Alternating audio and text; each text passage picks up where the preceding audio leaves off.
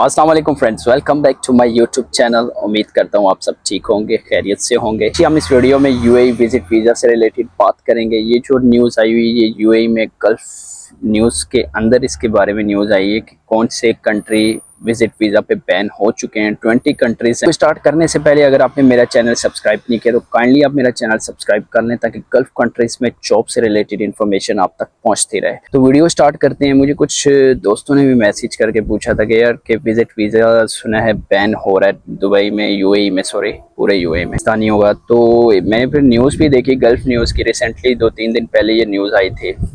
तो भी कुछ 20 कंट्री बल्कि 20 कंट्रीज उसमें ऐड हुए हैं जिनका विजिट वीज़ा बैन है।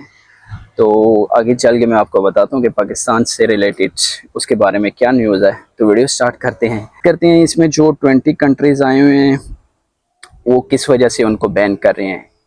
उनको ओवर स्टेइंग की वजह से उनको बैन किया हुआ है, ज़्यादा फाइन होने की वजह से बैन किया हुआ है, और कुछ इलीगल एक्टिविटीज़ मतलब गैर कानूनी काम वगैरह होता है, जैसे लड़ाई हो गई, कुछ और गैर कानूनी हरकतें इलीगल एक्टिविटीज़ में आ जाती हैं। इस वजह से फिर उस कंट्रीज़ के वीज़े ये लोग बैन कर देते हैं।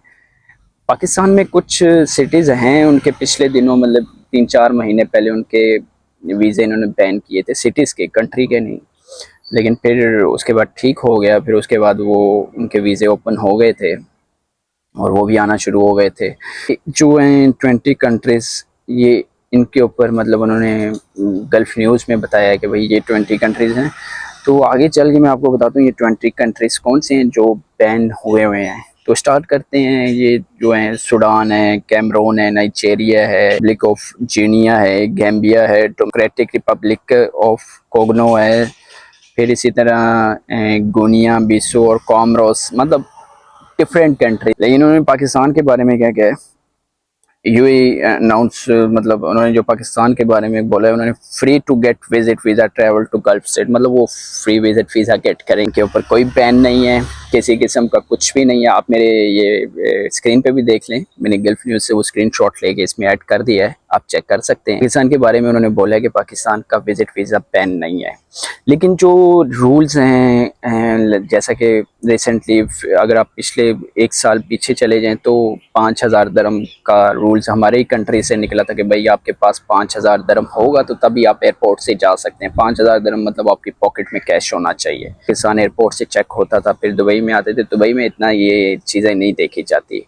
बेसिकली ये चेक तो पाकिस्तान से ही होता था, तो फिर वहाँ से चेकअप करके जिसके पास 5,000 दरम होता था वो ही विजिट वीज़े पे आगे आ जाता था। बाकी तो विजिट वीज़ा में इतना टाइम नहीं लगता। विदिन आपके ये कह लो कि 4 to 5 डेज में आपका विजिट वीज़ा अप्रूवल आ जाता है। आजकल की जो न्यूज़ है ना उसके लिहाज से अगर देखा जाए तो उसमें उन्होंने ये बताया है कि अब की जो है आपका जो 1000 दरम होगा ना वो एडवांस में आपसे लिया जाएगा। जो आपके एजेंट होते हैं वो आपकी होटल की बुकिंग और खाने के लिए मतलब एडवांस में 1000 दरम वो जो है ना सबमिट कराएंगे, वो रिटर्नेबल नहीं होंगे। 5,000 दरम तो चलो वो आपकी पॉकेट में होते हैं, वो आपके पास होते हैं, आप किसी से भी मंगवा सकते हैं, आगे अपने पास रख लिए और आके फिर यहाँ पे दुबई में यूएई में आप उसको रिटर्न कर सकते हैं। लेकिन 1,000 दरम 1000 दरम एजेंसीज इस तरह कर रही हैं, पाकिस्तान से जो विजिट वीज़ा लगा रही हैं वो 1,000 दरम डिपॉजिट करवाना पड़ता है आपको। ये यूएई का भी रूल्स मेरे ख्याल में हो चुका है, लेकिन अभी मुझे इस बारे में कंफर्म न्यूज़ नहीं है, मैं 50-50 हूँ। लेकिन ये अपने जहन में आप रख लीजिएगा कि 1000 दरम जो होगा वो आपको डिपॉजिट कराना पड़ेगा। जो अमाउंट पाकिस्तानी बनती है उतनी अमाउंट डिपॉजिट कराएंगे, उसमें आपकी होटल बुकिंग और खाना पीना ये वो जो कुछ भी है आपके रिटर्नेबल नहीं है, रिटर्न बैक नहीं है, सॉरी, ठीक है।